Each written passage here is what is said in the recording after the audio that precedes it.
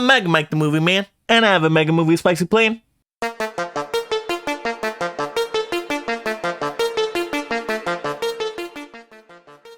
Today, I'm back with another Mega review for you all. Today, I'm going to be reviewing the new Dark Phoenix movie, Firestarter. Yes, I'm going to go over my general thoughts of the movie, so this is spoiler free, so this video is safe for all to view. I'm going to give you all the hot, the not, and if you should be burning up inside to go see this movie right away, or if you should let this fire die out. Stick around to the end of the video for that recommendation. But without further ado, let's get started.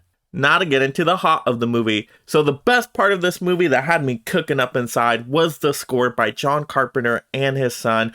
Really good score to this movie. It's very suspenseful, very atmospheric, a good horror vibe, and it's actually very reminiscent of the Halloween score. Not as iconic as that, but still pretty good, and definitely is a standout for this movie, and it might be the only thing that keeps you awake in this movie. So originally, I liked the premise for this movie. I like how there's a family that have these different powers. It's like a little bit of spiciness to the horror genre because it makes it more superhero-like, and you know that's my favorite genre there. Horror my second favorite, so I like that combination there. And so at first I'm like, wow, this could be a really great story for a movie, very similar to like a Dark Phoenix storyline out of an X-Men movie. And so I'm like, you know what, I think I can be on board with this one. So I like the potential this movie had. Also, Zac Efron is the best performer in this movie by far. He definitely grounds the movie and gives you a character you can relate to. So really an intriguing character with him. He does try to give some nuances to the performance.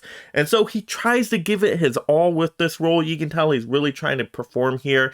And I think this is an actor who's gotten way better over time. So I think he does a solid job in this movie as well. Now, the effect work in this movie is awesome. This is another great cooking part of the movie, is all the effects they use. Both practical and visual effects work in here. When you see the burns on people's arms, you're like, ew, that's so gross, and it's like all boily skin, and you're like, whoa, wow, these are some good practical effects here, very realistic looking. But then when they do the visual effects with all the fire, you can see, oh wow, with the technology we have in this current age, this fire actually looks really realistic, even though you know it's CGI'd on there. It's not practical fire, but how they make it look is actually pretty well done. So when fireballs are flying and just people are getting encased in flames, I think that's probably the most visually interesting part of the movie. It definitely has some heat to it, you could say.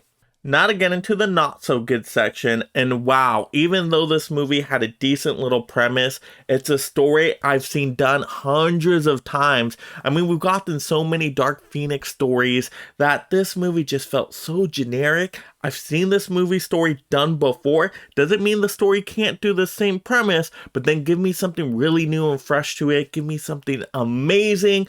But no, this just felt very generic. It felt very cheaply done. I know it's a low budget movie, but this felt so low budget that it felt like it was like a made for TV movie. So I can understand why Universal was kind of worried about this one and released it day and day on Peacock, because to me, this is not a quality theatrical experience. And then overall, I didn't like how this movie was written. I don't think the dialogue worked for most of the movie. It was either very boring dialogue or dialogue that tried to be funny but ended up being cringy at moments. And so to me, it was just very blandly written. And so maybe that contributes to not having some great performances, because to me the performances felt very generic as well. No standouts here, but it's probably because they didn't have much to work with the script. And the villain here, oh my gosh, villains, I don't even know how many villains were in this movie. This movie was so generic. The villains were lame, they were boring. They were villains for the sake of being villains. They did not give me enough background story with the villains to care at all. And so to me, it was just watching a movie where you just don't care what happens to either the heroes, the villains, or anything in this town. It was just like boring. Blah. This movie is so dull. Oh my gosh, the color palette they went with in this movie, a lot of grays, just boring colors. It's just like, blah. Why? You have fire. Let's use fire. Let's make it bright colors. Let's make this movie pop with something. But no, this movie just felt like it was very dull and draggy and just ugh, not good to look at. And this movie's pacing is absolutely terrible. It's only like an hour and a half movie, but this movie feels over 2 hours long. I was yawning during this movie. I was falling asleep. I'm like, let's get that score going again so I can stay awake because, oh my gosh, especially the middle section really is dull and drags. And this movie just doesn't have a great like build-up section either. And to me, even the ending is just kind of like, ooh, like nothing, like we built up to this. It's really not much of anything special or anything I haven't seen before. And I know it's not as big budget as a lot of superhero blockbusters, so I'm not expecting like Spider-Man No Way Home level, but give me something a little bit more. Like, come on, you have the technology to give us something a little bit better here. And to me, it just kind of was like, oh, that's your big finale finish here for Firestarter? To me, there was not enough fire in this movie at all. It was just like a little sizzle here and there. But I wanted flames. I wanted flames. And we didn't get enough of it. Very short amount of fire scenes. So just kind of like that. So now to get into my recommendation of the movie, should you be burning up inside to go want to rush out to go see this movie? No, you do not need to see this movie in a theater. It is not worth your time. It is not worth your money. It is not a theatrical experience. Now, good news is, if you care about this movie, it is streaming on Peacock. Go check it out there. See if you like it. I don't think it's the worst movie I've ever seen, but it's also nothing special. It just feels like, oh, okay, that was a movie. Didn't get much out of it. I've seen this story once again done 100 times better.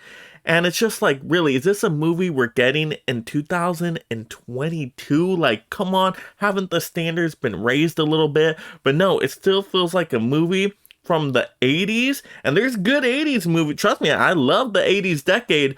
But it's just a movie that I thought would have been upgraded by now. But no, it felt very like, ew, this is...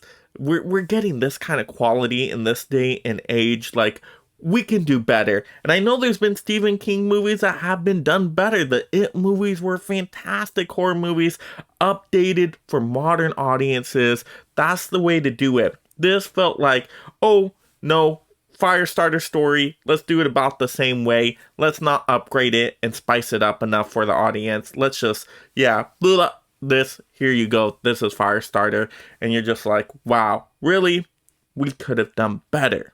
So that will do it for another mega review for you all for the new Firestarter. Let me know in the comments below if you've seen this movie and what did you think of it, or if you were planning on seeing it and were you going to go to the theater or just stream it on Peacock, and also what movie gets you the most fired up. Let's have those movie discussions down below. And if you're just discovering the channel for the first time, make sure you subscribe right now. I'm going to keep getting you these movie reviews that are fire, movie rankings, movie news, movie hauls, unboxings, topic videos, you name it. We're going to cover all things movies and entertainment on this channel. This channel's fire will never be extinguished. So make sure you subscribe right now, turn on that notification bell so you know when I light up a new video for you all. And let's get this video cooking by liking it. And this is Mega Mike the Movie Man reminding you to make every day a movie day.